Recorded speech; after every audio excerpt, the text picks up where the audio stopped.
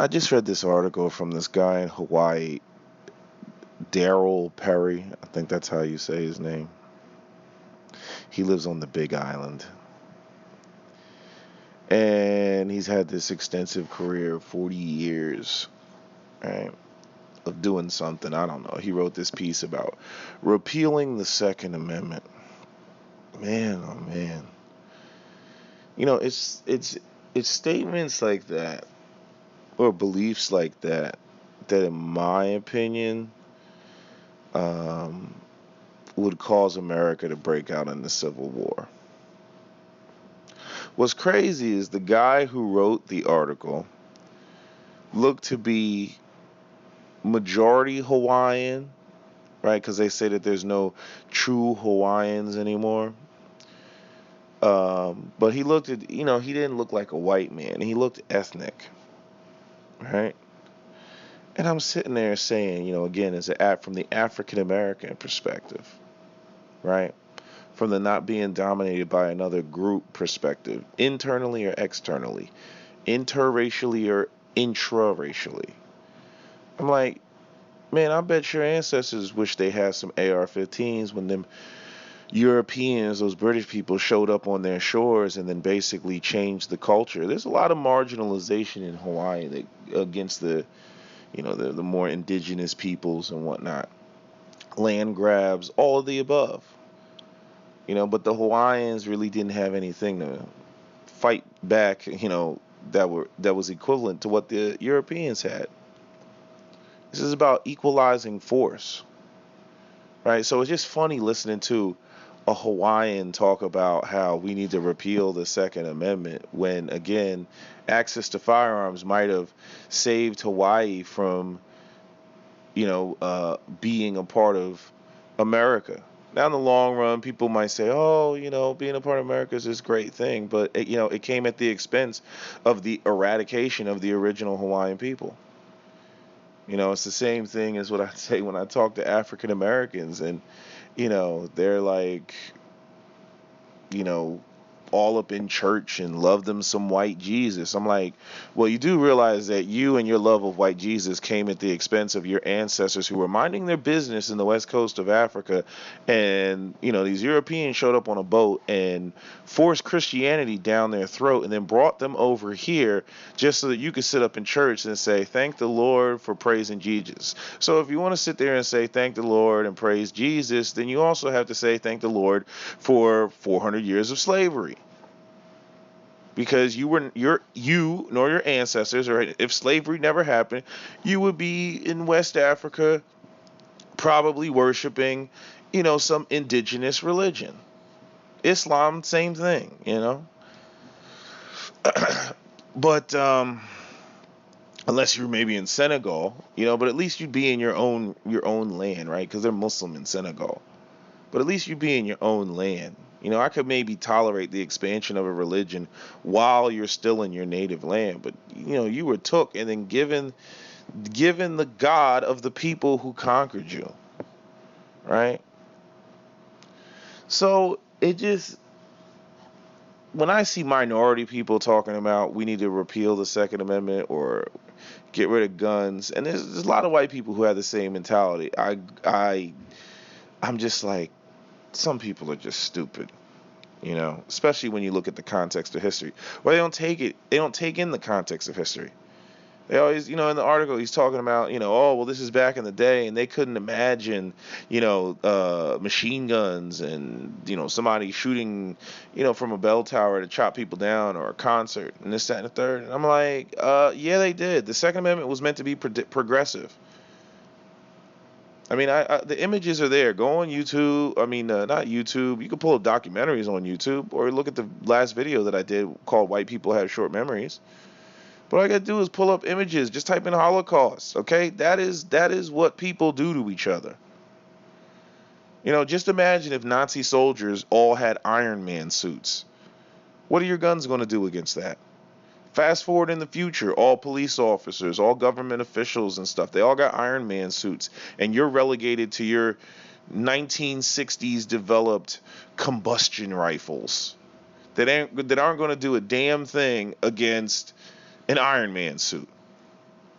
Like all this, oh, we need regulation, we need regulation, we need regulation, we need regulation on everything. Like it's ridiculous. Like so like in the Star Wars universe, like in the Star Wars universe, like when traveling faster than the speed of light actually like happened, whenever it was developed in the Star Wars universe. So I guess like for like how many years or how many centuries or how many millennia did it take before they were like, okay, let everybody have a faster than light travel spaceship, like let everybody have the Millennium Falcon.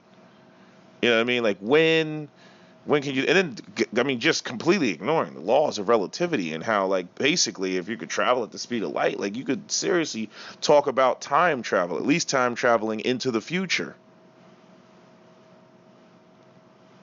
right? Which is crazy, right? You saw that movie, what movie was that? Interstellar, and how they got around, the laws of relativity and how gravity, slows down time. And they had that black guy, and he didn't go to sleep, and he's basically studying the ecosystem and all that other stuff, and they come back on the ship, and he's like 70 years old. Like that's real. That's not just science fiction. Like that's real. Relativity is real. They've already proven it with the plane on the ground, and they put a clock in it, and a plane in the air, and they got a clock on it, and there's a difference in time because the faster you go, time slows down for the moving object. So it's just people in their emotions. Benjamin Franklin said it best. Those who are willing to give up freedom for safety or give up liberty for safety deserve neither. And that's why I think, there's people that run around and they talk about repeal the Second Amendment and gun control. I mean, I'm like, you're asking for civil war. Because the opposite side of the spectrum is, there should be no regulations on anything. I don't even think most gun owners would even, believe, that they do want to repeal the Hughes Amendment. They do want to repeal the NFA. Those two things, yeah. Like the short barrel rifle, and oh, this is a SIG brace, and it's not a full stock, and you have to have 16 inches. Like that stuff is irrelevant. It's irrelevant. Oh, you can't have a short barrel shotgun, but you can have a handgun. Like it's like, yo, like what does it matter? I'm firing a projectile either way, right? But I don't know. I'm blown away by these sorts of people. I kind of get it, because like when you look at it, right, it's two people that I see that run around talking that gun control real crazy, talking about repeal the Second Amendment real crazy. I mean, this guy's from Hawaii. They don't have any gun rights in Hawaii. It's like when people who live outside the United States who can't comprehend, you know, America's gun laws and everything else like that. It's because they don't have access to it. It's amazing to watch that because I watched it, growing up in New Jersey. Once they create these laws that kill the gun culture, once people have this sort of sense of, it's like a sense of like self-righteous like indignation or like justification about something. You know what I mean? Like it's like because I don't have access to a gun, you shouldn't have an access to a gun. Because I don't feel the need to have access to a gun, you shouldn't have access to a gun either. When really it comes down to is no, you have access to it in New Jersey. It's just you got to go through so much red tape that nobody goes through the process. See, once you go through the process, you start having a respect for the Second Amendment. And then there is so much red tape and there's so much of a process that when you actually go through the process, you say to yourself, you're like, well, damn, I went through the process, and then you find out that they still won't let you do certain things. It's like, damn, talk about treating me like a criminal, right? Like you go through the process, you go through all of New Jersey's background checks. You can't carry in New Jersey. Even if you live in a bad neighborhood, whatever it is, you can't carry. I'm like, are you really worried about me shooting somebody? I'm like, if I wanted to shoot somebody, I could just do it with the guns that I already have, that are already in my house, and I could just walk out of the house, break all the laws in the process of committing a mass shooting, and I could just do that. You know? Again, this is the aspect of free will. That's what people are scared of. They're scared of, people having, free will. This is why governments all around the world have tried to control people. Right? They want to watch your every move. And you got these people who think that it's all about safety, and all they're doing is ushering in, these sort of, Iron Curtain, China, Russia, type of governments and societies. I don't want to live in a society like that. It's like America is unique because America wanted to get away from all of that.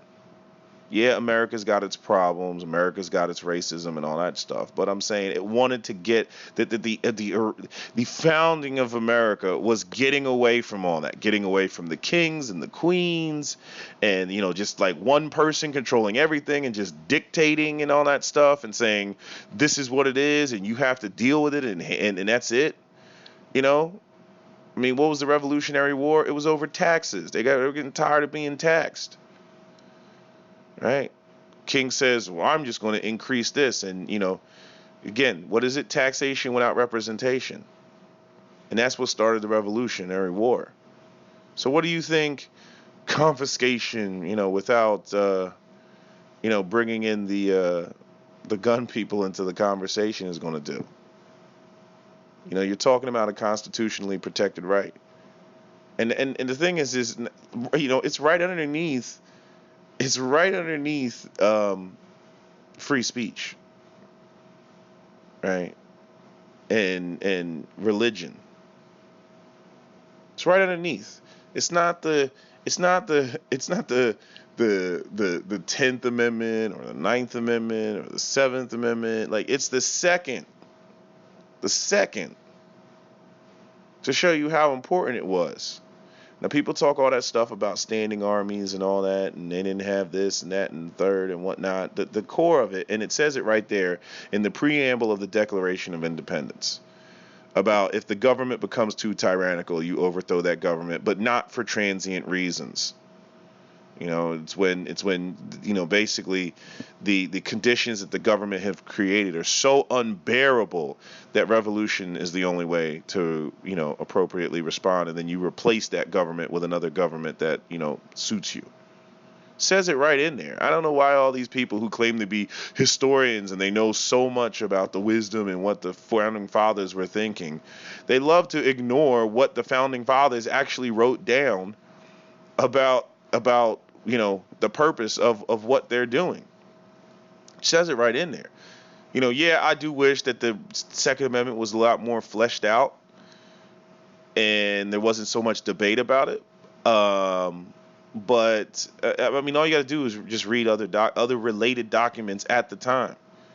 You're talking about a group of white men who were scared of another group of white men who, basically tried to oppress them. Basically tried to tell them what to do, despite the fact that they went off and oppressed black people for the next 350 years or 400 years. But I'm just saying, I get the point. All right. I mean, when I look at these people who are anti, Second Amendment, you know what I noticed about them? They're typically the people who ain't going to be doing the fighting. I had a conversation with my mother because I had ordered some body armor. And I knew I wasn't going to be home. And, they got like all the lead up times and everything. So you got to wait anyway.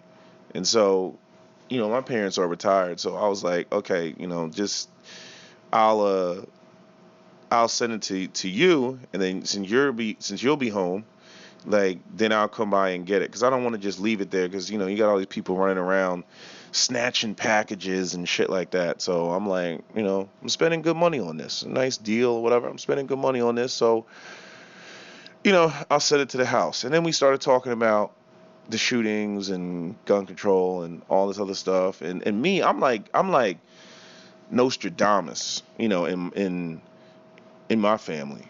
Because I saw it when Obama was president. I saw the hate.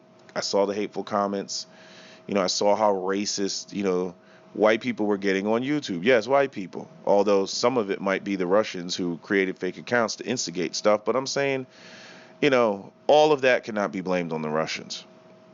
So They instigated, but people, they felt this way. And there's a lot of white people who they saw Barack Obama as president, and they felt that, he was the symbol of white men losing power. Yeah, a lot of white people voted for Obama because it was like their way of spiritually cleansing themselves of the guilt of, what they had done to black people. It was more like an atonement. But then when when they woke up, they were like, we don't like what this represents, and they started looking around, and it's like, oh my God, we don't have enough white babies, and we got to control white women's reproduction, and we got to, build a wall, and all that. See, the unique thing about African Americans is African Americans are the only population that non-white population that can't be deported. Large scale, because I mean we've been here since before many Europeans have been here. First black people came to America in the 1600s, 1607 or 1609, something like that. You know, but I noticed, like, when I was talking to my mom, she was like, well, maybe that's the problem. Because I have stood firmly on my Second Amendment beliefs, and my parents, my family, they're all Democrats. Whole family is Democrat. And ever since I became a firearms owner, I've had, I mean, well, the last election was the first time I ever voted Republican across the board, because I knew Murphy was going to get in there, and I knew he was just going to just eviscerate the very little bit of the Second Amendment that even New Jersey has.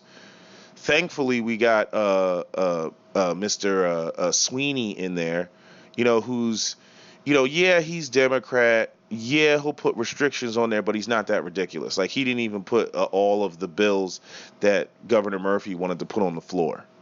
And I'm so thankful for that, because I mean, it was just getting ridiculous. It was just getting to the point. It's like pissing people off. Like, it's already at that point where it's just like you have to make a choice. Like, you bought a firearm legally. You have, all this stuff that one day it was legal, and then the next day it's illegal. And then you got to decide what's more important. So you instantaneously become, a criminal overnight for a lot of people. It's like, damn, do I get rid of this or do I keep this? I bought this legally. I'm not a criminal, but like with the stroke of a pen, there's this vilification of everybody who looks at the Second Amendment as, having access to a tool to be able to defend yourself from anything and anybody. You hope that nothing happens, right? But at least you have the ability to fight back. But again, I keep going off track. But when I was speaking with my mother, the thing about the Second Amendment, or the thing about, guns, when, my mother looks at it, is the fact that she said that she's getting old. She's on her way out of here. Nobody wants to hear their mother say that, but that's what she said. She's on her way out of here. She only got like, maybe 10, 15 years left. And when she said it, it clicked on me, that the difference is, yeah, I'm still relatively young enough to, if something goes down, I can fight back. I could run, I could jump. You know what I mean? Like, the idea of elderly people or older people, all they want to do is play with their grandkids, and they're thinking about the end of life. They're looking at young people fighting and everything, but they did the same thing when they were young. Right? There's always been political strife in America. There's always been people protesting out there in the streets, yelling at each other, or everything else like that. And when you look at it, it's largely young people or people who are able-bodied to go out there and do it. The two people who don't see themselves as able-bodied are elderly people and women. Now, I don't know why women don't see themselves as able-bodied. I mean, yes, we know women are smaller and frail and everything, but they always want to try to be the moral compass on everything.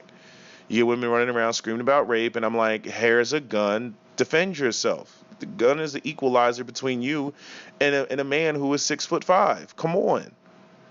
But they want to run around with this, where women, like they're the prohibition women, we're the moral compass and we know better, because, of, patriarchy and giving women this stupid belief, this role that they somehow have a better moral orientation than men, right?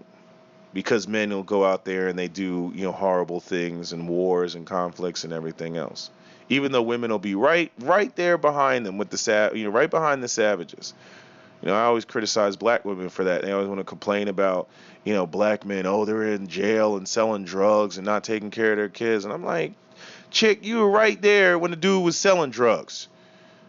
The proceeds of the drug money you took and went to the mall and had a little shopping spree. So don't sit up in here and try to act like you're all innocent and you don't have anything to do with, participating in that, that illegality, that lifestyle. I hate when, chicks are the most unaccountable beings on this planet. So I have a very strong frustration with women.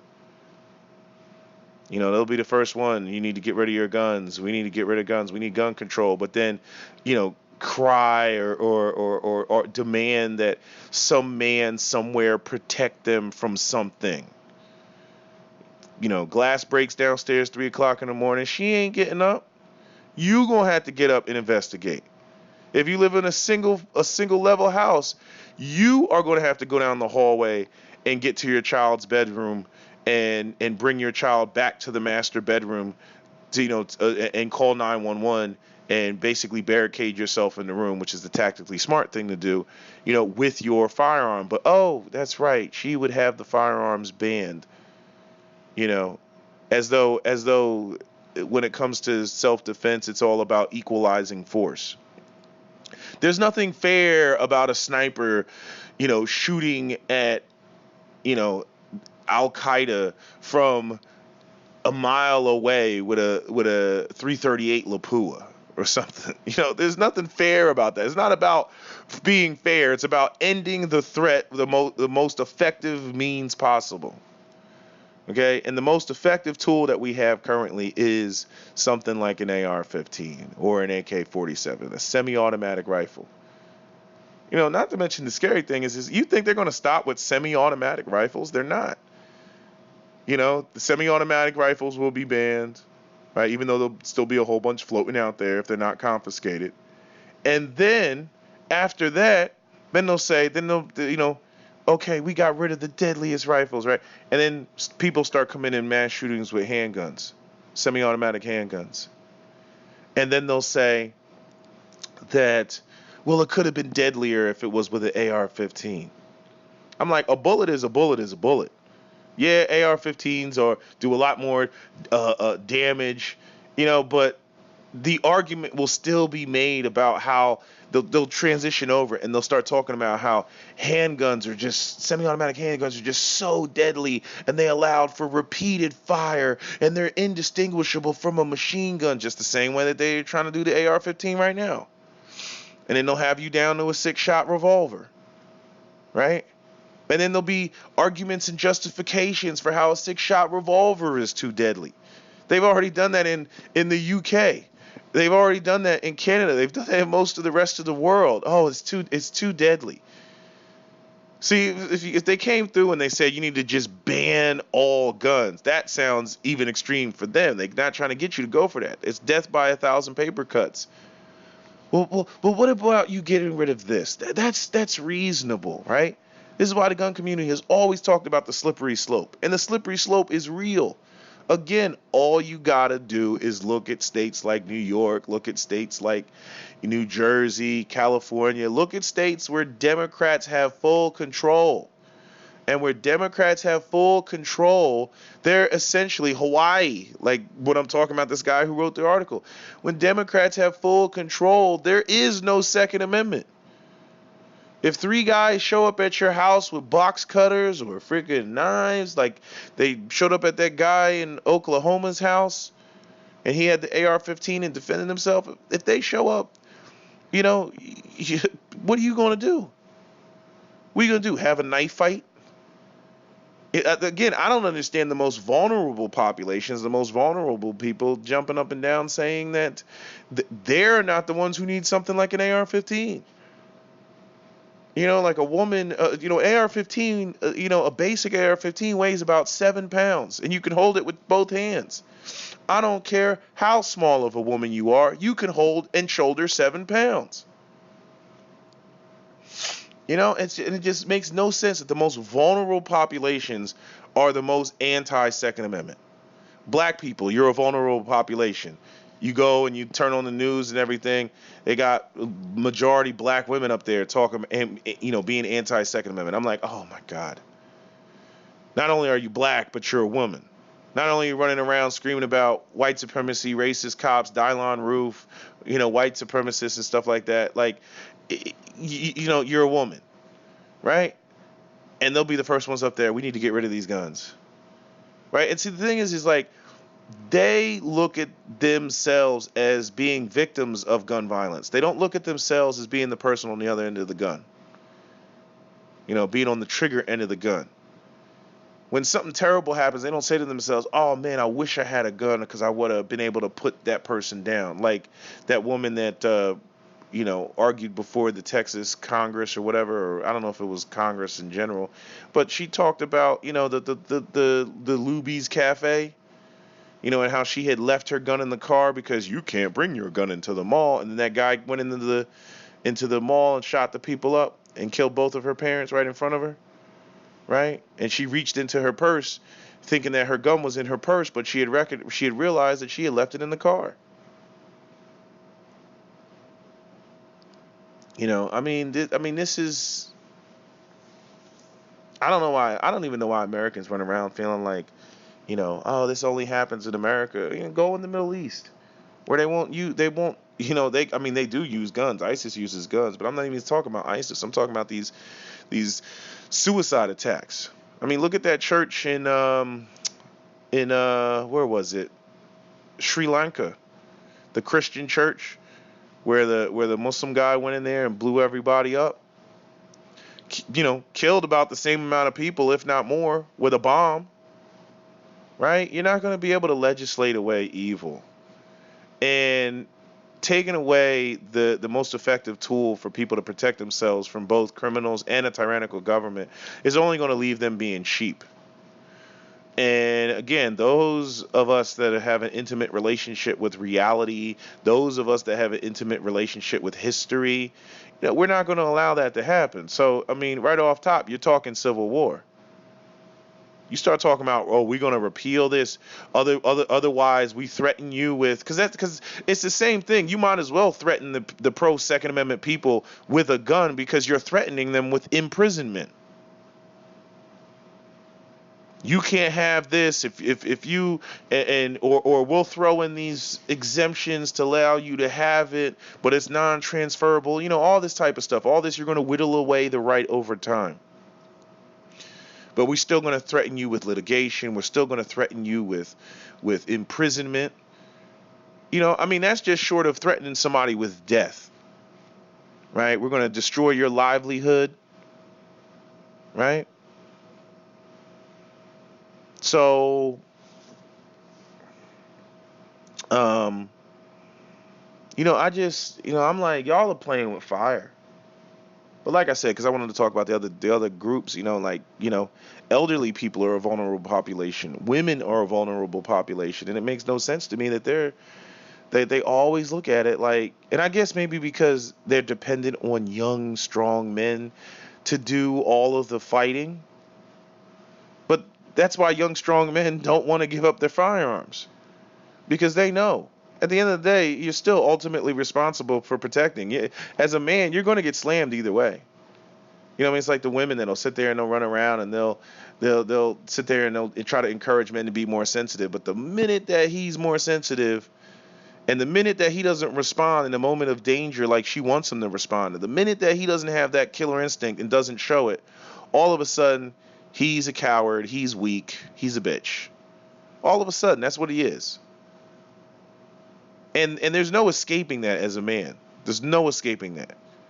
The people can convince you that to be equal to women all day. People can disarm you all day.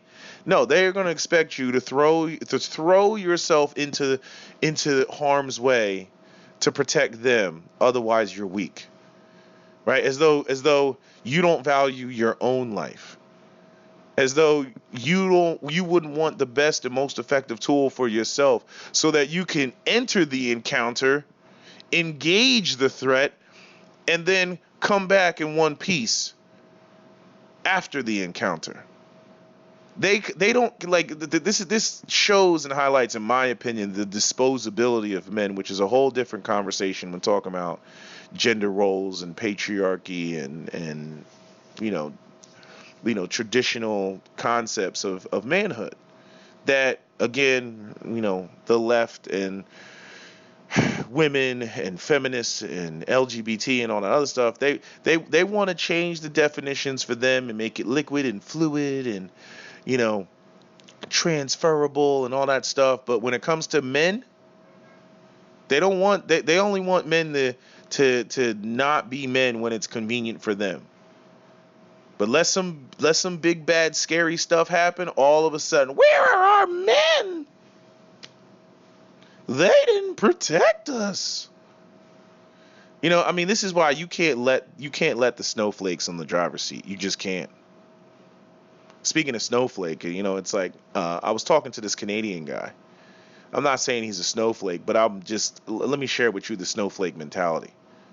So he asked me. He's like, we were talking about the gun control in America, and he was like, rifles are for hunting, but handguns, what are they for? They're for nothing but killing people. Why don't you think about that? Handguns are nothing but killing people. AR-15s are not the most regulated firearm in America. I'd say they're probably the least. All long guns are the least regulated. The most regulated are handguns. Whether you got to get a carry conceal license, or the fact that you can't buy a handgun across state lines, despite the fact that we have the NICS system, the instant background check, right?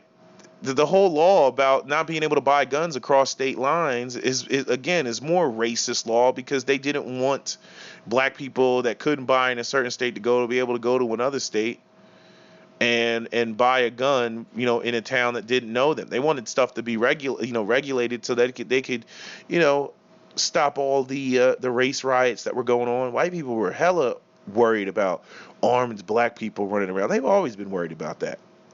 They've always been worried about that black people would try to retaliate, pull some Nat Turner type of stuff, and do unto white people as white people have done unto black people. When most of the time it's white people that instigate, these sort of armed conflicts and stuff like that, because fear drives them. Fear doesn't drive black people. I can't even get black people to support the Second Amendment. I can't even get them to support gun ownership. But yet when you talk to white folks and, or you see these situations where white folks, they arm up and everything, like they're worried about the hordes of black people that will be upon them. I saw this prepper video from this white guy. I wish I could still find the video because my other channel got shut down. But I'm saying he was a white guy. He was like a hillbilly. And he's like, y'all sitting there worried about black people. Black people ain't coming all the way out here. He lived out in Appalachia. He's like, black people ain't coming out here. He was like, they're comfortable where they're at, just like you're comfortable where you're at. Like he thought that if something were to go down, if the cities were to go collapse, like, yeah, I'm pretty sure those people would spread out into the suburbs, but that's about as far as they would go. They're not gonna leave Camden, leave Philadelphia, and then start walking their way up the Pennsylvania Turnpike and end up in Appalachia somewhere. That's not gonna happen. And then he said, one of the things he said, a lot of you all, you're out here prepping and you're telling everybody everything that you got. You know what I mean? You don't need to worry about black people from the inner city. You need to worry about your neighbors who know what you got. Right? So he was just saying, he was like, the biggest threat to you are the people who are immediately around you. So while you have all these racist ideas in your head thinking about, the thugs driving all the way up to Appalachia to break into your log cabin, it's like, no, you need to worry about the people that you go to the bar and drink with. They'll be like, we know Ned has water and guns and ammunition and medical supplies, right? If something happens, they're going to be kicking down your front door. because they know that you got stuff because either they watch you buy it or you sitting there in Walmart buying just cases and cases of water. So they know you live in a small community, a small town. Everybody knows each other, right? It's like Cheers. Everybody knows your name, right? So he just explained it. He was like, that's who you really need to worry about. I appreciated that video because you get these people that come up with these, it's like they orgasmically want to think about a race war. It's like when white people fantasize about zombie apocalypse. It's like, nah, we the zombies. Black people are the zombies when they think about zombie apocalypse. We are the zombies to them. And you saw this in Hurricane Katrina and everything, talking about shooting black people like it's pheasant season.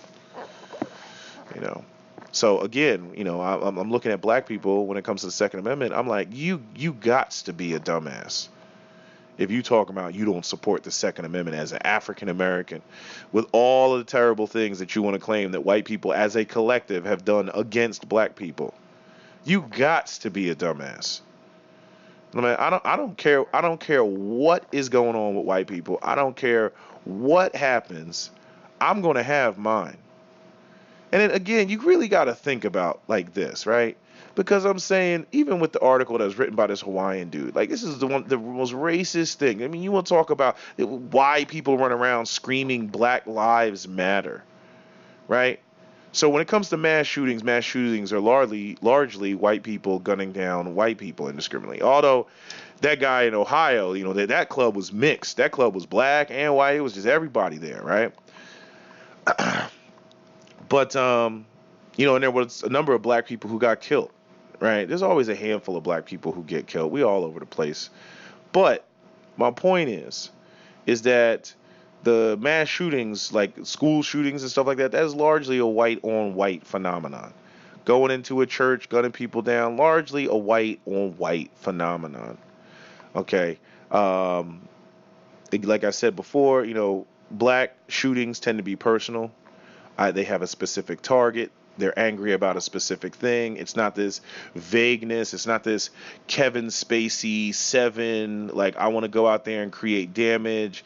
And then when the cops come, I raise my hand and, because I'm like Kaiser Soze or something, or I'm like Kevin Spacey in 7, where I'm, I want to see the outcome of all the carnage that I've caused. I want to see the news. Like the worst thing that they could do with these guys that give themselves up, don't let them see the news. Don't let them hear anything about themselves, that they're being talked about and everything else like that. That's what gets them off.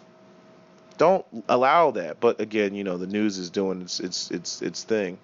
But I'm just saying, I made this argument before. I'll make it again. I'll keep making it. Nobody gave a damn about black kids in the inner city and the black on black crime. There was no call for repealing the Second Amendment. There was no call for getting rid of AR-15s. And again, the 85% of all homicides and mass shootings are incorporated into homicides. 85% of all homicides are black on black violence. You're talking about 8,000 deaths, homicides, out of a nation of 330 million people. That's like 0.0000001%. Like it's like ridiculous. It's not even 1%. Media would have you believing that mass shootings are like, it's just rampant. It's all over the place. Yeah, it's tragic. Yeah, we hear about it. But seriously speaking, it's a drop in the bucket. Do I think something needs to be done about mass shootings? Yeah, sure. But how do you do that without infringing on the Second Amendment right? I mean, to me, the white supremacy is baked into the fact that, we got black on black violence in the inner city, and laws will specifically be tailored to affect those black people, right? Justifiable need, good cause, right? We don't black people carrying it. It's so stupid. Like it's like again, all this is criminal activity. It's not mass shootings. Preventing law-abiding citizens from concealed carrying is not going to do anything about the drug dealers committing crimes and shooting at each other. right? But see that stuff like that is what highlights and shows you that this is about people control. This is not about uh this is not about preventing violence, preventing gun violence, because law-abiding people with CCWs are not the ones committing the violence, right? But see, that's the problem with the mass shooters, because a lot of them don't have any criminal history. So how do you filter them out? That's part of the problem. I don't know what the solution or the answer is to that. Obviously, the anti-gunners are like, well, ban everything, ban it all. That's their take on it. If we ban it, then we don't have to deal with it. But again, the racism is baked into that. The white supremacy is baked into that. So black people, they commit crime, or something happens, right? We got to do something specifically to affect that population, black people. Muslims, they do something terrible. We got to do something that specifically affects that Muslim population. Mexicans, they do something wrong. We got to do something that specifically deals with the Mexican population, but doesn't affect white people, right? Or essentially anybody else. But mass shootings, a white guy goes into some place and shoots it up with an AK-47 or an AR-15, and we see this, right? And all of a sudden, we gotta repeal whole amendments. So it's like, oh, if white people can't handle guns, nobody else gets to have one. I'm like, no, why don't you just do what you would do if it was black people, Mexicans, or Muslims? Why don't you just create a law and say that white people, you can't have guns because y'all can't handle it, right? But all the other people, you can have guns. And again, well, what about black on black inner city crime? Give me 50,000 jobs that pay over $60,000 a year, and I could get rid of the overwhelming majority of that. All I got to do is have some gainful employment for these young men, and I could make all that gun violence dry up real quick. But see, anytime you talk about the money, the people in positions of power, they don't want to have that conversation. No, we need gun control. I'm like, how about some jobs? You really want to get if America was serious about getting rid of and eliminating, its homicide problem, not just gun violence problem, homicide problem. I'm like, oh, all you got to do is create some damn jobs in these inner cities. That's all you got to do. Drop an Amazon right in the middle of the hood and let these brothers work at Amazon. Oh, yeah, you could get rid of a whole bunch of violence. The violence of that neighborhood would go down to next to nothing, because people are selling drugs to supplement their income, or supplement whatever it is that they're not making. I guess you couldn't supplement something that you're not making, but they're trying to make a living. People sell drugs to make money, and with that money, they use that money to eat. Plain and simple. People aren't selling drugs for the fun of it. They're selling drugs in exchange for money that they could actually go out and do stuff with and buy, and have a be able to survive, or even have a somewhat comfortable lifestyle that they couldn't do off of BS minimum wages and all the type of stuff that people think that you can somehow survive on. People making $16,000 a year, and oh, you're working, you can survive. Like, really? I don't know. I'm like, man, this stuff is hella polarized. I mean, you got people talking about repeal the Second Amendment. Not just ban AR-15s, repeal the Second Amendment. Eliminate it all together. Right? And like I said, you get these people that they come from these other countries, like that Canadian, rifles are cool for hunting. I'm like, the Second Amendment ain't got nothing to do with hunting, man. This is about fighting, multiple threats, a tyrannical government. That's what that's about. And I tried to explain to him, I said, America, even defending the handgun, I said, look, man, I said, America has not dealt with its wealth inequality problem. When these people talk about these countries that, they have strict gun control and stuff, I'm not going to say all of them. The UK is a perfect example of, obviously there's huge wealth disparities. But I'm saying a lot of these other countries, there's a a generalized standard of living. Like it does, like and I'm saying relatively speaking, like they don't have the type of poverty in some of these other countries with strict gun laws that they do in the United States. And when you have poverty like that, poverty creates social dysfunction. And in a situation of social dysfunction and criminality and all that stuff, what you're going to end up with is you're going to end up with people who are going to go out there and they're going to commit crimes. And the likelihood of you being attacked is going to be outside of your home. You will get robbed. You will get carjacked. I mean, again, all you gotta do is go over there and look at police activity, or look at a better channel, active self protection. And these guys knocking over convenience stores and everything. I mean, the convenience stores, gas stations, like the number one target. There's a lot of desperate people out there, and you don't want to fall victim. And I can't walk around with an AR-15. That seems a little bit, ridiculous. But I can walk around with a handgun and protect myself. I don't intend to do anybody any harm, but anybody who intends to do me harm, I'm gonna put them down. And that's what I mean when I meant about the why I brought up the fact that the Canadian, he had a snowflake mentality. Once you get to the point where you're so about preserving human life to the point that you start sacrificing your own, like I'm like, okay, bro, you and your government are too far gone. Once you start defending and protecting the life of the criminal over the life of the law-abiding person, like in Canada, if somebody kicks in your front door at 3 o'clock in the morning and you shoot them dead, you're gonna get charged with murder. Because you have a duty to retreat. There's no castle doctrine, which is like, it just shows you how snowflakey they are in Canada. I'm like, what do you think? If somebody kicked in your front door at 3 o'clock in the morning, that they're there to give you hugs and kisses? No, they're there to do you harm. That's what they're there to do. Or steal something and they don't want to get caught, so they're going to do you harm so that they don't get caught, so that they can steal something without, any consequences. But this is how a lot of people view guns around the world, because they don't have access to it. They're like, oh my God, like you don't have access to that? Like, how? Like, because in their own countries have convinced them that it is not a right, it's not even a privilege. You just, this is for the military. This is what the military gets to have. You don't get to have this. And when you look at those are countries where the government wants absolute control.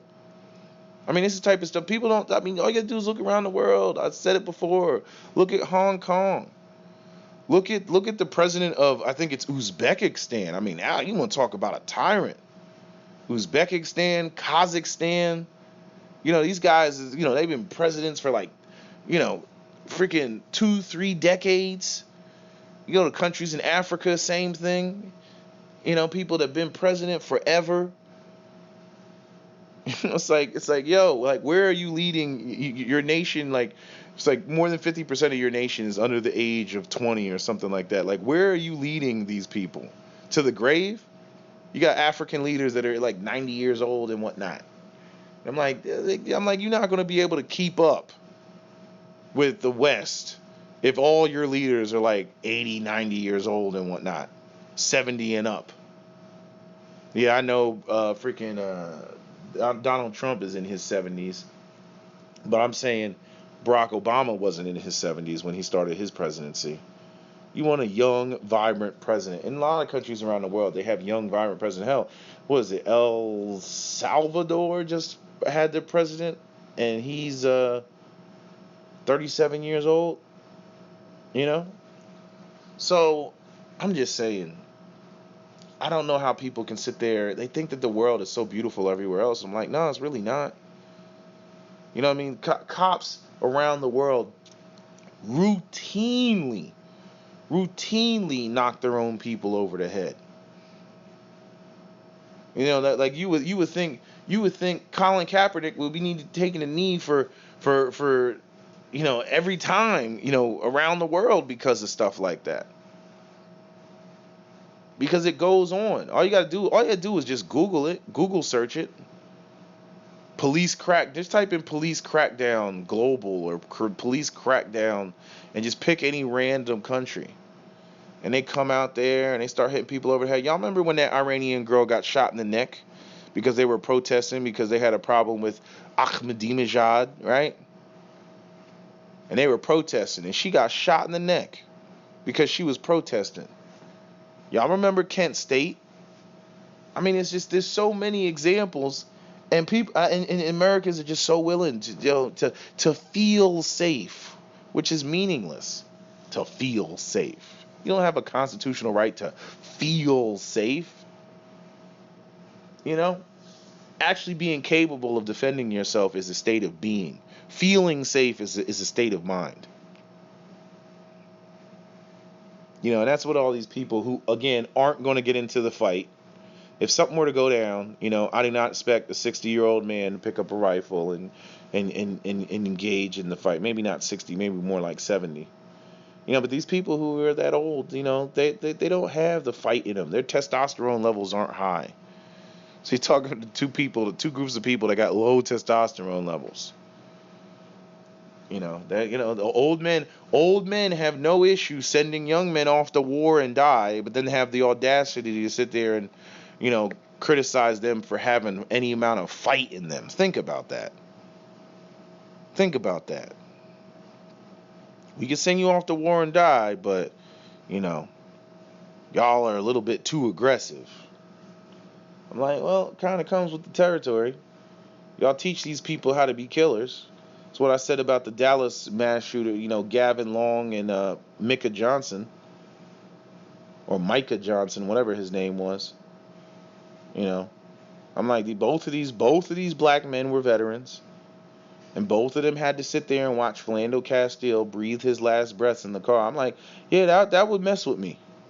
I'm over there fighting for a country that really doesn't give a damn about me or my people, and I come home and I gotta watch this brother get pulled over by the police officer, and the cop just guns him down like he's a criminal, even though he's law-abiding and car carrying. Yeah, that might throw me over the edge, having to watch that. You know, because I got choked up watching that. Because, you know, it's just it goes on too much. Cops be out here slipping up too much. You know, it's funny listening to white men cry about, and don't get me wrong, I empathize with them, but I'm saying it's the same thing. You have white men out here crying because, well, you know, you're not distinguishing the criminals from the law-abiding gun owners. And I'm like, is that not what the system of white supremacy does when it comes to actual black criminals versus law-abiding black citizens? The cops don't really, they suck at distinguishing. You got white men, they walk around AR-15s, AK-47 strapped to their back. It's my God-given right, copper. Am I being detained? Okay, then. Well, I guess I'm free to go. Right? A black guy, you know, walks around with a handgun on his hip, and next thing you know, you got SWAT team drawing guns down on them. Now, what I will say is that the reputation of white men is changing, because you saw what happened to that white boy that was over there in the Walmart, and I forget what state he was in. You know, but he walked into the Walmart with an AR-15, which is it's just not smart. I don't know what he thought he was going to accomplish. But the thing is now people see white men with AR-15s, and now, like, they're like, I mean, you better have an American flag on your shoulder or something. You know, you better make it look like a protest, because now people are scared of white folks walking around with AR-15. I think it's so crazy is now I think there's some white people that would probably feel more comfortable with a Black Panthers walking down the street with AR-15s than they would white men walking down the street with AR-15s. That's what's so hilarious. Because when the last time you seen Black Panthers, you know, go on mass shooting spree? You haven't. It's like, you know, you'll just sit there and be like, the blacks are protesting again. You know what I mean? But when you see a white man with an AR-15, especially a young one, you don't know what to expect. You don't know what's going on. Even if it is open carry. I think open carry is tactically stupid. And I think open carry, again, I'm not against people having the right to open carry. I'm just saying I just think it's inappropriate. I think that it brings undue attention. That's just how I feel about it, And in an urban environment, absolutely not. If you live out there in the sticks, if you live out there in the boonies and cornfields and all that other stuff, and everybody knows each other and everything, and you want open carry and everything, I ain't got no problem with that. You and your little small town community got no freaking problem with that. But when it comes to you being, you know, in densely populated areas, I'm like, not a wise choice, dude. Not a wise choice. Because again, in urban centers, there is no gun culture. That's why, like, every time people talk about, my right to hunt, I'm like, inner city people can't relate to that because they don't hunt. What they can relate to is being able to defend themselves against criminals. What they can relate to is, being carjacked or being, strong arm robbed and everything. And that's how you appeal to them in terms of being able to defend themselves. Stuff happens in Philly all the time. They got people, they've been, robbed and stuff like that. It's all the time. Because the hood backs right up against many of these universities in Philadelphia. You go one block over it just gets bad real quick. Go check out Temple. You know what I'm saying? Go stand there on Diamond and Susquehanna, and I'm telling you, go literally 1 to 2 blocks over, and that is the hood. You are in North Philly. The Broad, they got it lit up like a Christmas tree. They got the football stadium lights and everything, but that Temple is right in the middle of the ghetto. Smack dab runs right through it. University of Pennsylvania. Once you get past, I don't know, 32nd Street, 34th Street, it gets bad. That's where you're going to see all the robberies of students and stuff like that. These clueless suburban white kids with their earbuds walking around with their head on looking into the ground on their cell phone. And you got a bunch of black guys living in poverty. And, they see you as a soft target. Give me your book bag. Maybe I could sell your laptop. Right? That type of stuff happens all the time. Because it's poverty related. Economic crime. It's not a hate crime. Just because they're black doesn't make it a hate crime. No, it's a crime of opportunity. You're not paying attention. You got a book bag. Yeah, it's a freaking University of Pennsylvania. It's an Ivy League school. It costs like freaking $70,000 to go there a semester. You know what I mean? It ain't nothing going to be there but rich white kids. So it's right next to the ghetto. And the ghetto's full of disproportionately black people. So you're going to have black kids robbing white kids. That's what it's going to be. Not a hate crime. It wasn't specifically targeted because he's white. He was specifically targeted because chances are he got some damn money on his ass. But again, the appeal to people is being able to defend themselves. That is the appeal. And yeah, there's always the risk of, running awry with law enforcement, where law enforcement thinks that you're the bad guy. But you got to weigh out the risk. And that's just what it is. I wish there was a better way to convey and communicate these things, but it's like what pisses me off is when again the slightest movement, the slightest assumption of criminality, and white cops are ready to gun down black men all the time. You get white men running around, they're the ones that want to shoot up the concerts, they're the ones that want to shoot up the churches, they're the ones that want to shoot up the schools and everything, and yet white men are still given the benefit of the doubt when it comes to them and the possessing firearms, even long guns. They're still given the benefit of the doubt. And people could say, that's because black people have a reputation of criminality. I'm like, yeah, because they live disproportionately in poverty, of course. But by the same token, white men are the face of mass shootings. But the system of white supremacy always does what it can do to try to make sure these sort of labels do not stick to white folks. Everything that happens to every state viewpoint about minorities, whether it's Mexicans and MS-13, blacks with the Bloods and Crips, Muslims with ISIS and terror, every bad element of our communities, And I don't know why I'm talking about, us and we, because these other minority groups, they don't even care about black people either. But I'm just making a point. When it comes to the minority communities, every what's the word that I'm looking for? Every one of these rogue people in these minority communities that do some bad stuff, that label sticks. But when white people do some foul stuff, white men specifically, it doesn't stick. Pedophile doesn't really stick. Mass shooters doesn't really stick. They do everything in their power to make it not stick. And we don't have the power to make it not stick because we don't control the avenues of media and all this stuff. We don't control that. You go and you listen to Rush Limbaugh and Glenn Beck and Fox News and everything else like that. They have no issue putting labels on minority people. Mexicans, blacks, Muslims, they have no issue. When it comes to themselves, oh, that was just a really, really bad white man. You saw this during World War II. They would draw cartoon caricatures of the Japanese as bats with fangs and big teeth and everything else. And then when they came to the Germans, they didn't paint the Germans as monsters. They just painted the Germans as misguided white people. You know, evil white people. Those are the evil ones, but we are the good ones here to, fight them and challenge them. You know, that's how they depicted them. But everybody else is a savage, is a brute. It cannot be reasoned with or civilized and all this other stuff. Like, so white people like to come through and they want to deny white supremacy, but it's everywhere. It is everywhere. I'll tell you the most white supremacist racist movie that you will ever see, and it's undeniable, baked into the movie in the most subtlest ways, is that movie 300 with Leonidas.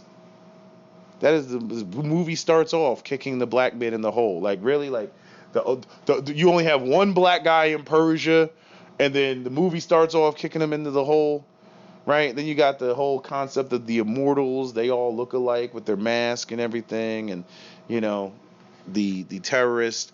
Like they got all these guys and they're fighting Leonidas, and they're all wrapped up in turbans and shit like that, and it's like what are they doing there? They're dehumanizing, right?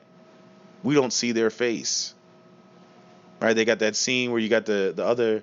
I think he was like a black guy and he's laughing, and then he's like he literally backs up and goes into the shadow where the only thing you can see is his eyes and his teeth, like he's Chester the cat from friggin' Alice in Wonderland. Like it's like, are you kidding me? Like this is so blatant. It's so blatant. Go watch that movie 300 again.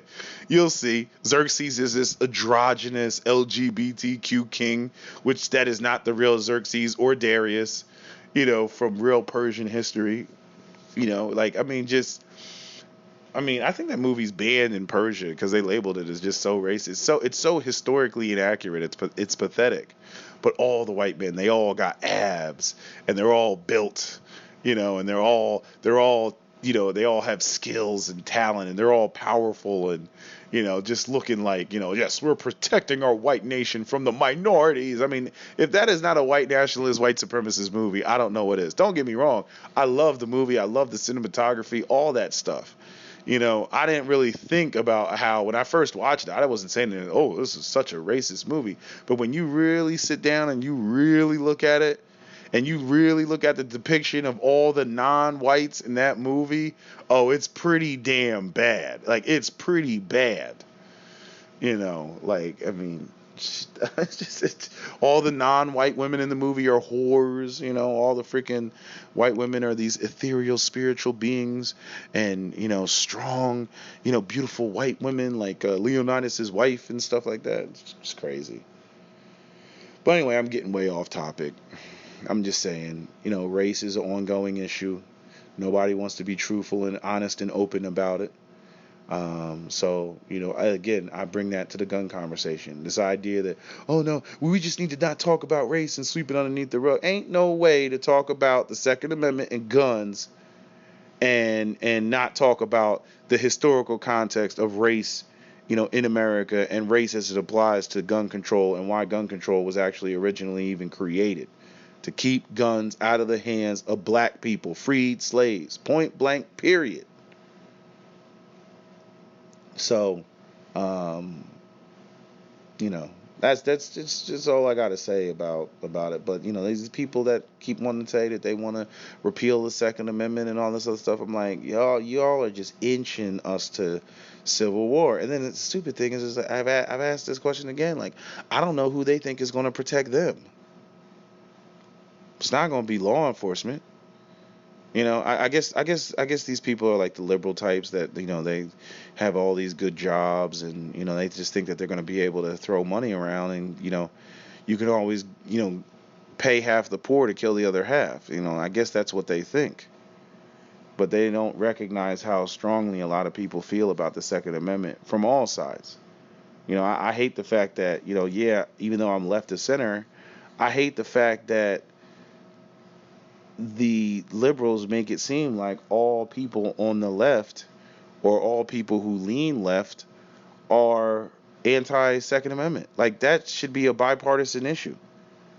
The Second Amendment is about self-preservation and being able to protect yourself. That's what it's about. Now, I've heard somebody make the argument about, well, we want to be able to protect ourselves by other people not having guns. I'm like, it doesn't work like that.